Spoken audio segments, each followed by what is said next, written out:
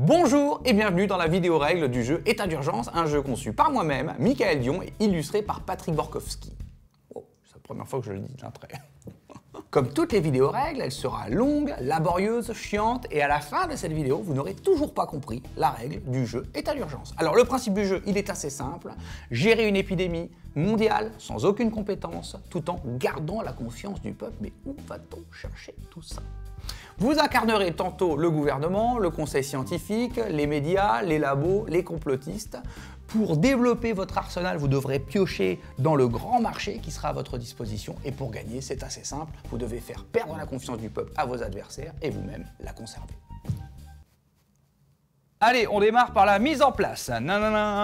D'abord, mettez en place le grand marché. Le grand marché est composé de tas de cartes différents, évidemment, sinon on se ferait un petit peu chier, que vous pourrez acheter au fil de la partie. Disposez sur la table un tas de chaque carte par ordre croissant. C'est du plus petit au plus grand si tu n'es pas allé à l'école. Il est important de mettre autant de cartes qu'il y a de joueurs dans la partie. Ici, dans un exemple à 4 joueurs, mettez, t'as compris, 4 cartes dans chaque tas. Ensuite, choisissez votre team. Vous avez le choix parmi les 5 cités précédemment. Prenez votre plateau team, glissez son petit curseur en plastique parce que ça coûte rien à fabriquer au niveau du nombre 20 qui représente le maximum de points de confiance. Pour faire votre pioche, prenez 4 cartes, une pièce et 2 cartes moins un cœur de votre team. Mélangez-les et rangez-les à gauche de votre plateau. Ça, c'est très important.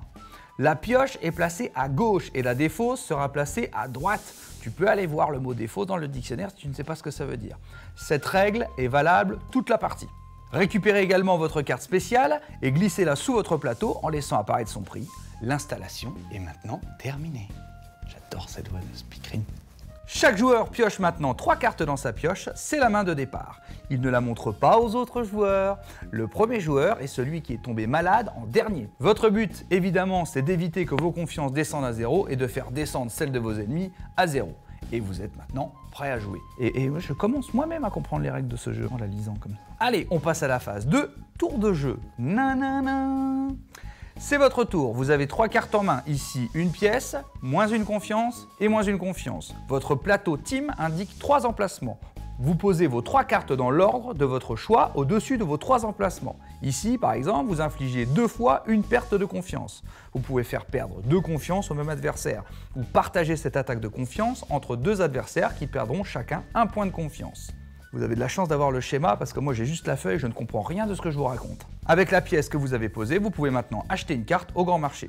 Le prix d'une carte est indiqué dans la petite bulle figurant sur celle-ci. Plus la carte est chère, plus elle est forte, évidemment. Ici, avec votre pièce de 1, vous pouvez acheter, par exemple, une carte de valeur 1, de votre choix. Vous pouvez aussi prendre une, plusieurs ou toutes les cartes de valeur 0. Nous reviendrons sur les cartes de valeur 0 plus tard. Je choisis de prendre la carte recto verso de valeur 1, mensonge sur les stocks de masques, tuto YouTube, fabriquer un masque avec son slip. Je la prends directement dans son tas au grand marché et je la place immédiatement dans ma défausse, sans la jouer, ni la mettre dans ma pioche. Je défausse également les cartes utilisées durant mon tour, donc les 2 cartes, moins une confiance et la carte une pièce. Je pioche 3 nouvelles cartes car j'ai 3 emplacements disponibles sur mon plateau. Mon tour est maintenant terminé. C'est au joueur suivant de jouer. Il a pioché 3 cartes, une pièce. Il les pose et peut donc acheter au grand marché 3 cartes de valeur 1, cela peut être 3 fois la même ou 3 différentes. Il peut également acheter une carte de valeur 2 et une carte de valeur 1 ou acheter une seule carte de valeur 3. Je pense que c'est assez simple pour que tu aies compris. Ici par exemple, il choisit d'acheter une carte de valeur 2 et une carte de valeur 1. Il les met immédiatement dans sa défausse ainsi que les 3 cartes qu'il a posées. Il pioche 3 nouvelles cartes car il a 3 emplacements disponibles sur son plateau. Son tour est maintenant terminé, c'est à son adversaire de jouer. Le joueur suivant joue à son tour de la même façon, il a également 3 pièces, il achète une carte de valeur 2. Un joueur n'est pas obligé de dépenser tout son argent, mais l'argent n'est pas mis de côté. Il est perdu s'il n'est pas dépensé à ce tour.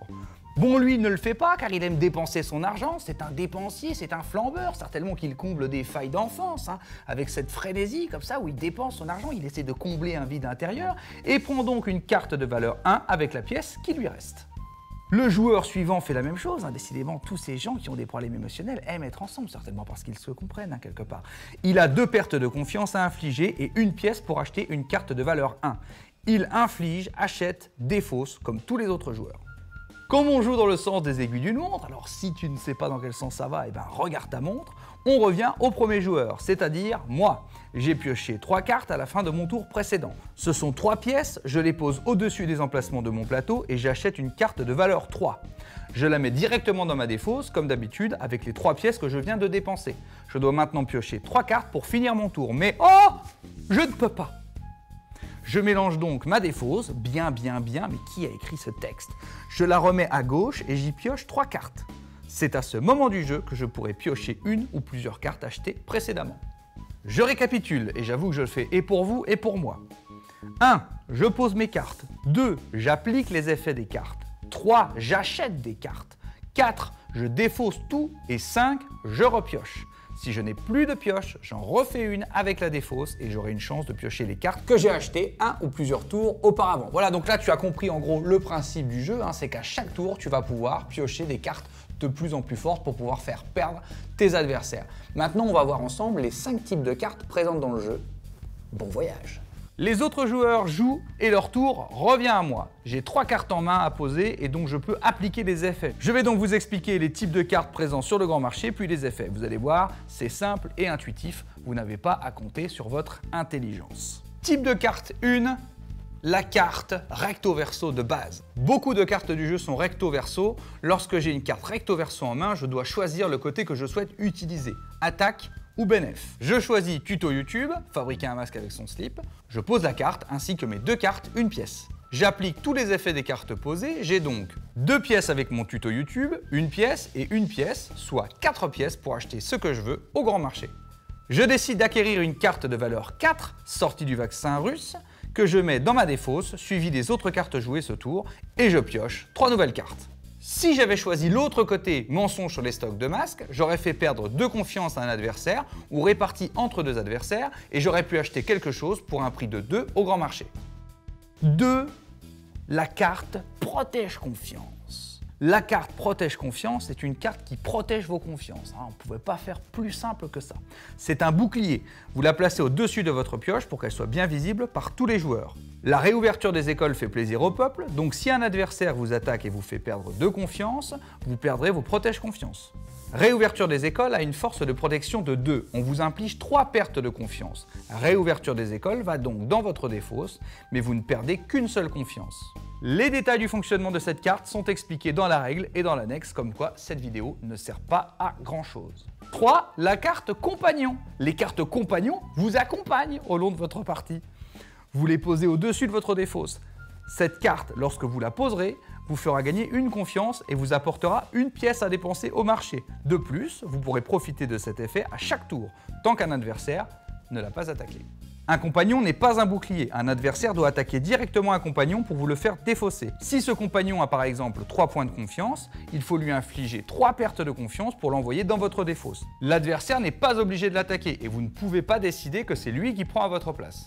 Alors, petit détail important, les compagnons et les protège confiance n'occupent pas d'emplacement. 4. Sortie du vaccin russe, la carte compagnon, emplacement. Il y a une seule carte spéciale emplacement dans le jeu, c'est sortie du vaccin russe.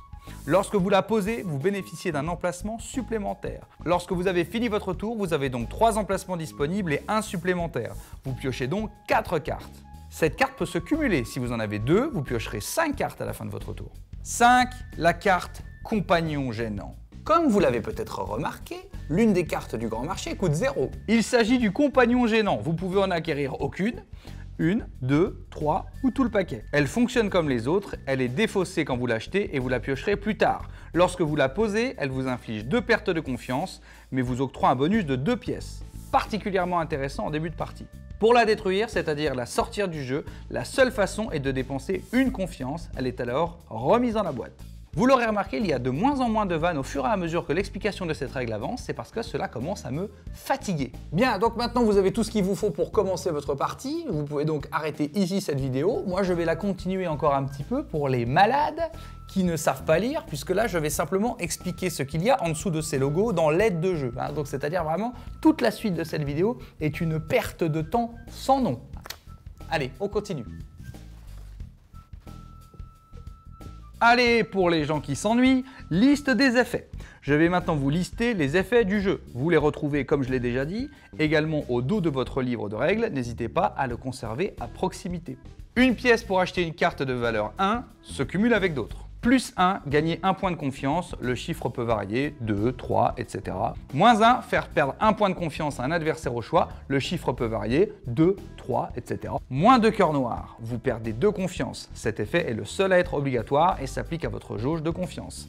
Il est temps que j'arrête de lire cette règle parce que je commence à avoir une intonation vraiment très angoissante. Détruire. Détruire une carte de votre choix, de votre main, défausse ou pioche, elle est remise dans la boîte. Faire défausser une ou deux cartes de la main ou des mains de votre ou de vos adversaires, E ou S. Vous piochez 2 ou 3 cartes. Astuce, si vous avez une carte avec cet effet, nous vous conseillons de la poser en premier quand c'est à vous de jouer. Petite astuce. Vous voyez que ça valait le coup d'aller au bout de cette vidéo, hein? Ce pictogramme, oh là, ça fait longtemps que je n'avais pas dit ce mot. Ce pictogramme représente les points de vie des cartes compagnons. Ce pictogramme, j'aurais jamais dit autant pictogramme dans une journée. Ce pictogramme représente la force de défense d'un protège-confiance. Ce pictogramme présent également sur votre plateau de jeu précise que vous pouvez désinfecter votre jeu. Et c'est un élément important du jeu. Alors évidemment, toutes les petites cartes un petit peu nulles que tu as eues au début pour commencer ta partie, tu n'as plus envie de jouer avec, parce que maintenant tu as des cartes fortes, hein, tu vois, c'est comme la vie.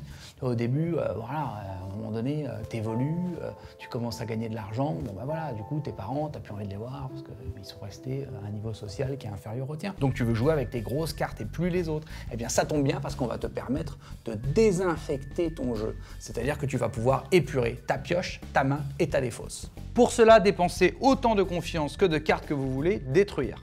Exemple, j'ai fini mon tour, j'ai envie de désinfecter ma pioche, je la consulte, je décide de désinfecter 3 cartes, une pièce, je diminue donc ma jauge de confiance de 3 et je range dans la boîte les 3 cartes que j'ai supprimées. Je mélange ma pioche, elle est désinfectée. Voilà, donc maintenant vous avez à peu près toutes les bases pour jouer correctement à ce jeu. Maintenant, n'oubliez pas que c'est un jeu stratégique. Ça veut dire que vous devez vous améliorer à chaque fois que vous jouez, ça veut dire que vous devez vous amuser de plus en plus aussi à chaque partie. Donc n'hésitez pas à mentir, n'hésitez pas à trahir, n'hésitez pas à vous liguer les uns contre les autres, n'hésitez pas à créer des alliances pour abattre un adversaire plus fort. Le seul but, c'est de gagner. Alors évidemment, comme toujours quand on vous présente quelque chose, tout est basé uniquement sur des faits réels. Chaque carte représente un fait d'actualité que vous pouvez vérifier avec le petit QR code qui se trouve au dos de votre carte. Petite précision, ce jeu a été mis en fabrication avant l'application du pass sanitaire. Il était hors de question que nous passions à côté de cet événement national.